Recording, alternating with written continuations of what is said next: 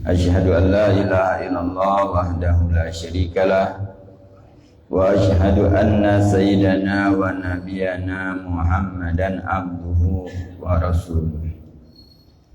Allahumma salli wa sallim wa barik ala sayyidina Muhammad Miftah babir rahmatillah adada ma fi ilmillah salatan wa salaman daimaini bidawami mulkillah wa ala alihi wa sahbihi wa man walah wa la hawla wa la quwata illa billah amma ba'd. Faqad qala al-mu'allif rahimahullah nafa'ana bihi wa bi ulumi bid dar ila an qala wal khamsuna al-qiyamu bil amri ma'al adl ayu in kunta waliyan faqdi bil haqqi bainan nas wa la tattabil hawa wa idillaka an sabilillah wa huwa ma syara'ahu Allah li ibadihi fi kutubihi wa ala alsinati rasulihi fa innaka mas'ulun min Allah an dzalika wa aqallul wilayati wa la yatika ala nafsika wa jiwarika faqim fiha hududallah fa innaka naibullahi ala kulli hal fi nafsika fama fawqaha. Fama syaral aba wal ikhwan al-hadin rahimakumullah. Terlebih dahulu kita bersyukur kepada Allah Subhanahu wa taala atas segala nikmat yang Allah Subhanahu wa taala berikan kepada kita hingga di pagi hari ini. Allah masih memberikan kepada kita begitu banyak nikmat, terutama nikmat iman dan nikmat Islam serta nikmat taufik dari Allah Subhanahu wa taala. Mampu kita melaksanakan solat subuh berjamaah, berzikir, berdoa, i'tikaf, hadir majlis ta'lim. Mudah-mudahan Allah terima amal ibadah kita dan Allah Subhanahu wa taala jadikan kita istiqamah di dalam kebaikan. Allah ampuni segala dosa-dosa kita, dosa kedua orang tua kita, keluarga kita, dan kaum muslimin diberikan Allah Subhanahu wa taala taufik diangkat bala dan musibah, satukan umat Islam dalam ukhuwah Islamiyah, dan Allah Subhanahu wa taala memberikan pertolongan, perlindungan, kekuatan untuk saudara-saudara kita di Palestina, dan Allah Subhanahu wa taala sertakan kita juga di dalam memperjuangkan syariatnya Nabi Muhammad sallallahu alaihi wasallam hingga idalah kita menemui ajal kita, kecuali dalam keadaan husnul khatimah. Amin ya rabbal alamin. Dan senantiasa kita bersalawat kepada junjungan kita, suri tauladan bagi kita, penunjuk jalan yang kita Nabi besar Sayyidina Muhammad sallallahu alaihi wasallam beserta keluarga dan para sahabatnya. Hadirin yang dimuliakan Allah Subhanahu wa taala, melanjutkan di dalam kitab Syu'abul Iman, cabang-cabang keimanan. Wal khamsun, yaitu cabang keimanan yang ke-50. Al-qiyamu bil amri ma'al adli ayu in kunta waliyan faqdi bil haqq bainan nas, yaitu adalah engkau mendirikan di dalam perkara dengan keadilan. Ai maknanya in kunta waliyan, kalau seandainya engkau seorang wali amr, itu pemimpin. Faqdi bil haqq bainan nas, maka tunaikanlah, putuskanlah dengan kebenaran antara manusia. Jadi kalau menjadi seorang pemimpin, jadi mendirikan di dalam suatu perkara dengan keadilan. Adil ini adalah meletakkan sesuatu pada tempatnya, itu dinamakan adil. Jadi adil ini bukannya sama, menempatkan sesuatu itu pada tempatnya. Sebaliknya zalim. Jadi kalau tidak adil, zalim. Mana zalim adalah menempatkan sesuatu bukan pada tempatnya, itu dinamakan zalim. Jadi adil itu menempatkan sesuatu dengan porsinya. Adil dengan anak, contoh misalnya adil dengan anak, bukan adu sama. Misal dalam menunjuk duit, yang kecil dengan besar beda, yang SMP dengan SMA beda. Anjuk SD 5,000. SMA 5,000 juga. Ngutuk deh. Ini adil lah, harus sama. Tak. Jadi bukannya harus sama. Adil itu menempatkan sesuatu pada tempatnya. Ini kebutuhannya beda, ini beda. Nah, itu makna adil. Jadi kalau engkau menjadi seorang pemimpin, kata Imam Nawawi, maka tunaikanlah hukum tersebut. Fadli, tunaikan bil haq, dengan kebenaran, bainan nas, antara manusia. Wala tatabil hawa fadillaka an sabilillah, jangan meloi hawa nafsu, maka engkau akan sesat dari jalan Allah Subhanahu wa taala. Jadi kalau sudah meloi hawa nafsu, maka di dalam hukum Islam seorang hakim tidak sembarangan dalam memutuskan. Maka dalam aturan-aturan seorang hakim tidak boleh memutuskan dalam keadaan dia nahan hadas, tidak boleh. Karena apa? Pikirannya lah di tempat lain. Tidak boleh kaget. Ayo kuisi dulu. Sangat haus, sangat lapar. Itu tidak boleh. Haus dia memang menetapkan sesuatu itu dengan pikiran yang jelas. Tak boleh menerima hadiah, tak boleh. Ini lagi doyan. Jadi kalau seorang hakim itu tak boleh lagi menerima hadiah. Walaupun bahasanya ini hadiah sekadar apa, tak boleh. Karena itu akan kecondongan hawa nafsu. Tahu tak deh, kalau misalnya sudah buat baik, tidak kelemahan. Nah, tak boleh. Jadi tidak ada kelemahan nganjuk hadiah kepada seorang hakim. Hakim tak boleh menerima. Karena biar dia menetapkan sesuatu itu sesuai dengan. Kalau sudah diinjuk, nimo, tak benar lah itu. Akan apa? Condong ke hawa nafsunya. Karena hawa nafsu itu akan berbuat baik dengan orang yang berbuat baik dengannya hingga tidak jalur syariat lagi. Jadi di jalan Allah wa ma syarallahu li ibadihi fi kutubihi wala alsinati rusulihi, yaitu jalan Allah Subhanahu wa taala sesuai dengan aturan. Itu adalah yang disyariatkan Allah Subhanahu wa taala untuk hamba-hambanya di dalam kitab-kitabnya, dalam Al-Qur'an dan atas lidah para rasulnya. Itu hadis, kalau kita hadis Nabi Muhammad sallallahu alaihi wasallam. Itu berdasarkan Al-Qur'an dan hadis. Jadi menetapkan sesuatu itu berdasarkan Al-Quran hadis, itulah yang dinamakan keadilan. Jadi kalau keadilan sekarang sudah ada aturannya. Ini dinamakan adil sesuai dengan aturan yang diatur oleh Nabi Muhammad SAW dari Allah Subhanahu Wa Taala. Itu dinamakan adil. Jadi kalau misalnya adil lah, juga sesuatu orang dah.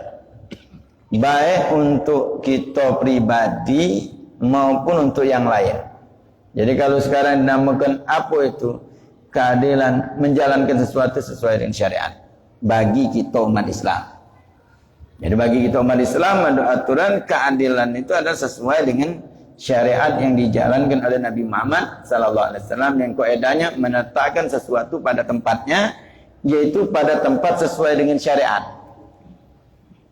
Itu baru dinamakan dia adil. Jadi kaidahnya kita asli adil itu adalah bahasa yang menempatkan sesuatu pada tempatnya. Dari mana kita tahu meletakkannya? Sesuatu pada tempatnya. Sesuai dengan tempatnya.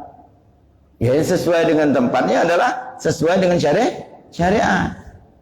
Bukan dengan sesuai kita juga. Kalau sesuai dengan pribadi kita, nafsu juga. Ini namakan meletakkan ini sesuai dengan kita. Itu namanya nafsu, meloi diri kita. Yang tidak meloi diri kita adalah sesuai dengan syariat. Mungkin condong diri kita itu mungkin tidak, tetap berdasarkan syariat, itu yang dinamakan keadilan. Jadi sesuai dengan apa yang diajarkan Nabi sallallahu alaihi wasallam. Fa innaka mas'ulun minallahi an dzalik. Dan engkau akan dipertanggungjawabkan dengan hal tersebut di hadapan Allah Subhanahu wa taala. Jadi akan dipertanyakan. Setiap kita memimpin, kalau tidak berdasarkan syariat akan dipertanyakan. Karena ketika kita kembali kepada Allah Subhanahu wa taala, aturan yang dipertanyakan cuman siko aturan itu aturan Allah Subhanahu wa taala. Kalau mungkin di dunia ini banyak aturan-aturannya yang dipertanyakan, tapi ketika meninggal tidak ada lagi aturan-aturan yang ditanya kecuali aturan Allah, syariat. Karena kita diciptakan Allah Subhanahu wa taala, kita diberikan Allah Subhanahu wa taala rezeki, dan diberikan Allah Subhanahu wa taala petunjuk melalui Nabi Muhammad sallallahu alaihi wasallam. Jadi makanya kita ingat itu. Jadi aturan-aturan yang lainnya adalah nyocok dengan aturan Islam bagi kita umat Islam. Sesuai, jalankan. Bertentangan, tolak. Sebab kaki akan pertaruhan kita adalah akhirat kelak kita. Setelah meninggal, tidak ada lagi aturan yang lain. Malaikat tidak nanya KTP kita, tidak. Tidak nanya balik mana, tidak. Tidak nanya kita ni wong mana, tidak. Ditanya tentang man rabbuka, tamu itu. Siapa Tuhan? Siapa yang kau sembah? Siapa yang kau taati? Siapa yang kau turuti? Itu akan dipertanyakan. Yang lain tidak. Tak kata ditanya macam-macam lain. Makanya kita ingat ini kalimat ini, fa innaka mas'ulun minallahi an dzalik. Engkau bertanggung jawab atas hal tersebut.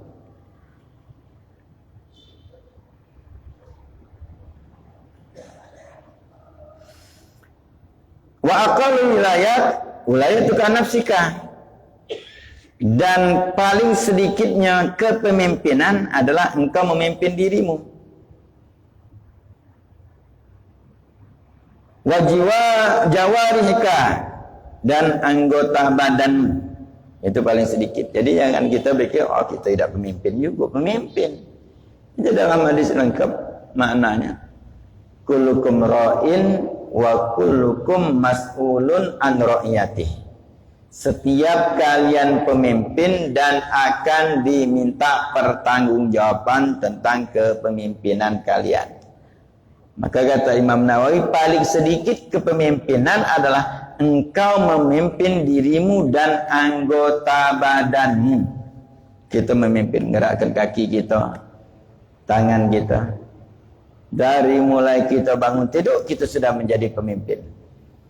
Di mana kita arahkan? Lidah kita, mata kita mulai balik lagi. Mana kita, anggota badan kita, solat tak, bangun tidur kita berwuduk apa tidak langsung, apa ke mana. Itu yang kita ngarahkan, kita mimpinnya. Jadi kalau kita memimpin anggota badan kita, alhamdulillah di pagi hari ini bagus kepemimpinan kita. Akan dipertanyakan, jawabnya lemah. Salat subuh berjamaah. Kita pimpin kaki kita melangkahkan ke masjid. Pimpin mata kita, lidah kita, tangan kita. Bab kalau kita pada saat melaksanakan salat, itu seluruh anggota badan kita ibadah. Bagus kepemimpinan yang paling bagus di dalam anggota badan ketika dia melaksanakan salat. Hingga dia mimpin galau-galaunya, mimpin akalnya, mimpin matanya, mimpin kupingnya, mimpin tangannya, kakinya, seluruh anggota badannya bergerak di dalam kepemimpinan yang adil. Jadi kalau orang sholat itu dia sudah bersikap adil pada anggota badannya. Kalau tidak sholat, ini zalim. Meletakkan sesuatu bukan pada tempatnya. Mestinya kakinya digunakan untuk dia sholat pada jam-jam sholat, tapi dia tidak gunakan kaki untuk sholat. Dia tidak gunakan tangannya, tidak gunakan matanya. Dia meletakkan sesuatu bukan pada tempatnya. Ini kezaliman. Jadi kezaliman yang nyata itu kezaliman adalah atas diri yang dewek di dalam kepemimpinannya. Yang kadang-kadang dia bersikap zalim, yang jelas-jelas zalim itu di antara tarikus shalah jelas. Zalim di dalam anggota badannya, tapi dia menuduh orang lain zalim. Oh, si anu zalim. Padahal kezaliman yang besar pada dirinya dia tidak tahu. Dia memimpin anggota badannya bukan untuk taat kepada Allah, tidak sesuai aturan syariat. Maka paling sedikit kepemimpinan. Maka setiap kalian memimpin dan akan diminta pertanggungjawaban tentang kepemimpinan kalian. Wa aqim fiha hududallah. Maka dirikan di dalam dirimu anggota badanmu adalah batasan-batasan yang Allah Subhanahu wa taala berikan. Ini boleh, wah ini tidak boleh, wah ini wajib, wah ini haram. Itu yang ketika pada saat kita menjalankan syariat Nabi sallallahu alaihi wasallam sudah kita bersikap adil terhadap anggota badan kita. Itu juga masalah keadilan itu juga kita periksa diri kita masing-masing. Dan ini akan dipertanggungjawabkan. Adil tak kita di dalam bersikap? Adil tak di dalam kita memimpin anggota badan kita? Baru baca yang lainnya. Terus semakin besar kepemimpinan itu, maka akan semakin besar tanggung jawabnya. Anggota badan kita dulu, diri kita memimpin. Anak bini, keluarga, pemimpin juga kita. Jadi kalau kita menganggap, oh tidak ada pemimpin, jangan memimpin. Bagaimana kita memimpin keluarga kita? Bagaimana kita arahkan keluarga kita? Memang urusan dengan orang lain, baik itu masalah keluarga yang namanya yang lain itu bukan dari anggota badan kita. Karena dia ada otak. Masing-masing dia ngatur. Tidak pacak kendali kita 100%. Kalau anggota badan kita yang punya kendali kita 100%. Tapi yang lain tidak baca kita kendalinya 100%, tapi tetap harus kita jalankan dengan perintah Allah atas diri kita untuk ngatur. Walaupun mungkin hasilnya tidak sesuai. Tapi ketika kita sudah melaksanakan aturan-aturannya, itu sudah selesai. Sekiranya di hari kiamat kita ditanya, kita bisa jawab. Itu namanya pertanggungjawaban. Karena setiap kita akan bertanggung jawab. Memang dijelaskan. Nabi lagi ditanya, Nabi Isa ditanya tentang kenapa umatnya menuhankan dia, ditanya Nabi Isa. Nabi Isa jawab, baca. Ada saksi-saksinya. Para nabi dan rasul akan dipertanyakan. Mereka menjawab. Bahkan di hari kiamat, ini pertanggungjawabannya berat. Para nabi lagi berat. Nabi itu ditanya, di hari kiamat masih umatnya mendustakan. Di dunia didustakan, di akhirat didustakan. Hingga akhirnya menghadirkan saksi. Saksi para nabi dan rasul umatnya Nabi Muhammad sallallahu alaihi wasallam. Umat Nabi sallallahu alaihi wasallam maka disenangi oleh para nabi menjadi saksi di hari kiamat. Siapa yang menjadi saksi di hari kiamat? Ya orang yang baca Quran.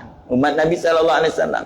Ketika Nabi Nuh alaihi salam pada saat di hari kiamat sudah menyatakan, sudah nyampaikan, umatnya tetap mengingkari. Nah, nyari selamat. Tapi dihadirkan saksi umatnya Nabi Muhammad sallallahu alaihi wasallam. Bersaksi bahwa Nabi Nuh alaihi salam sudah menyampaikan risalah. Protes umat-umat terdahulu. Dari mana kamu baca jadi saksi, kamu datang belakangan, ketemu tidak? Dari mana baca jadi saksi? Umat Nabi Nuh sudah habis, Nabi Nuh sudah wafat, datang-datang umat Nabi Muhammad sallallahu alaihi wasallam jadi saksi. Apa jawab umat Nabi Muhammad sallallahu alaihi wasallam? Ya, kami membaca Al-Qur'an.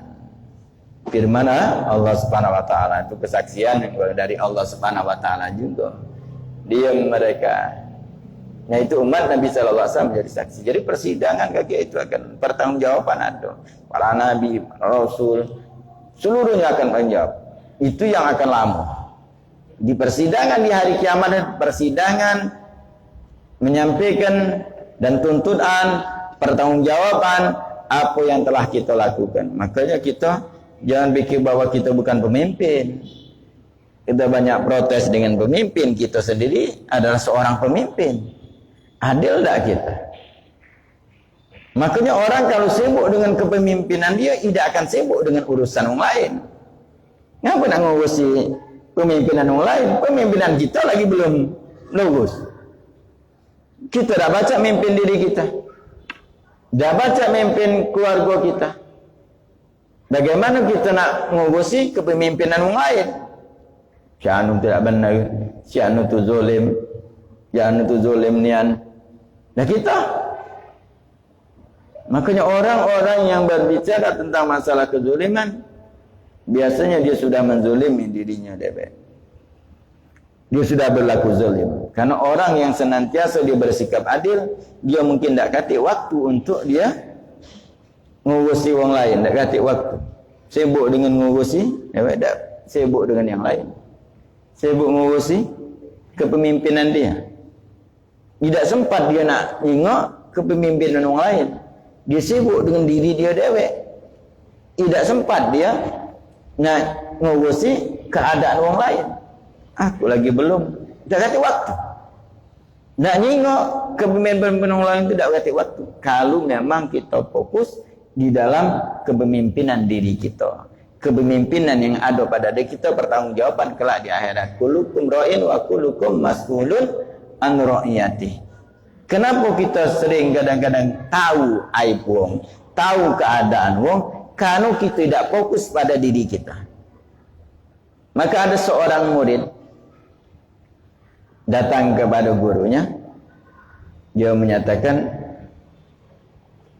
aku tidak akan ke masjid lagi. Kalau masjid datang ke dosa. Jadi mana guru aku tidak ada ke masjid, biarlah aku, karena di masjid aku ada dosa. Kenapa? Nyengok di masjid bukan orang ibadah, nyengok masjid ada yang ngoceh ku wong. Nyengok di situ ada yang ribut di masjid. Jadi apa? Datang ke dosa bahasanya. Akhirnya gurunya manggil dia sini. Ambil banyu segelas, tuangnya banyu. Agak penuh. Tunjuknya muridnya, kau ke masjid lagi.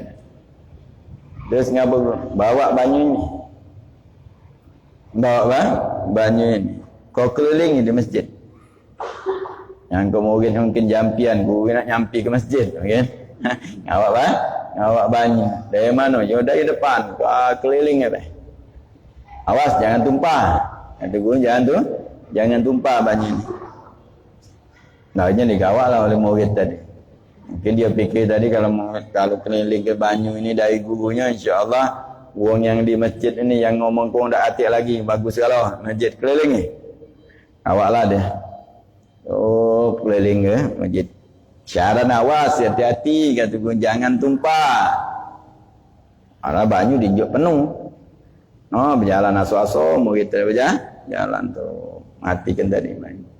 Sampai kata gue, kalau sudah habis, kalau kau nak keliling, gawat lagi ke sini.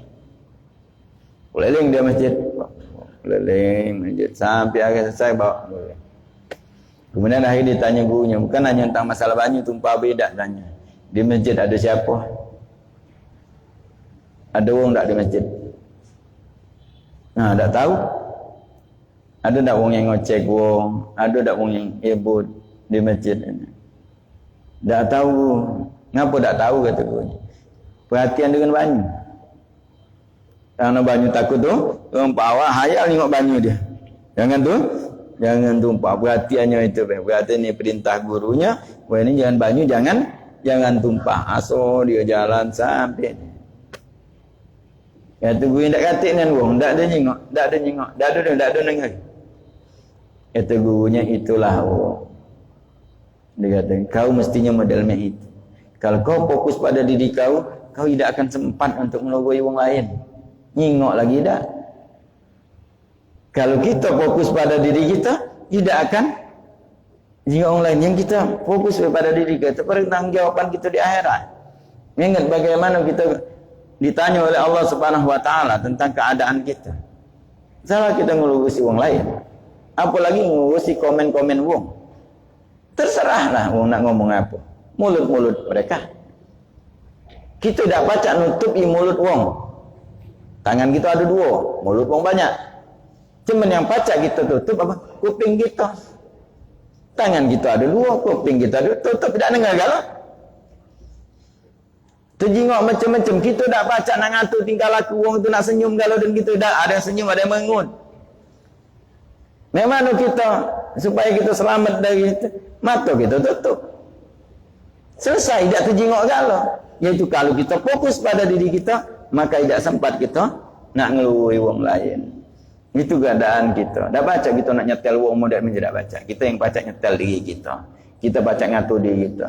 Kita baca bersikap adil pada diri kita. Kita baca ngatur keadaan diri kita, ngatur pikiran kita, ngatur kondisi kita. Makanya orang yang fokus pada dirinya tidak banyak permasalahan, tidak banyak macam-macam. Yang dia hanya berusaha sedikit demi sedikit dia memperbaiki dirinya. Dia akan bagus, tidak terasa dia akan bagus terus. Bagus. Karena itu dia senantiasa adil di dalam dirinya. Maka dia paling sedikit engkau adil, bersikap pada dirimu dan anggota badanmu, dan tunaikanlah batasan-batasan Allah Subhanahu wa taala, batasan syariat. Fa innaka naibullah ala kulli hal fi nafsika fama fawqaha. Karena sesungguhnya engkau adalah wakilnya Allah di dalam mendirikan batasan dalam setiap keadaan untuk dirimu dan setelahnya, yaitu keluarga, terus yang paling dekat itu yang akan kita pertanggungjawabkan di akhirat. Mudah-mudahan Allah Subhanahu wa taala berikan kepada kita kemudahan, kekuatan untuk menunaikan syariat, bersikap adil pada diri kita, bersikap adil pada keluarga kita, bersikap adil pada setiap keadaan di sekeliling kita hingga di hari kiamat. Tidak ada pertanggungjawaban kecuali kita bisa menjawab dan menaikkan tanggung jawab kita di sisi Allah Subhanahu wa taala hingga kita selamat dari azab Allah Subhanahu wa taala dan dimasukkan Allah Subhanahu wa taala ke dalam surganya. Amin ya rabbal alamin. Alhamdulillah.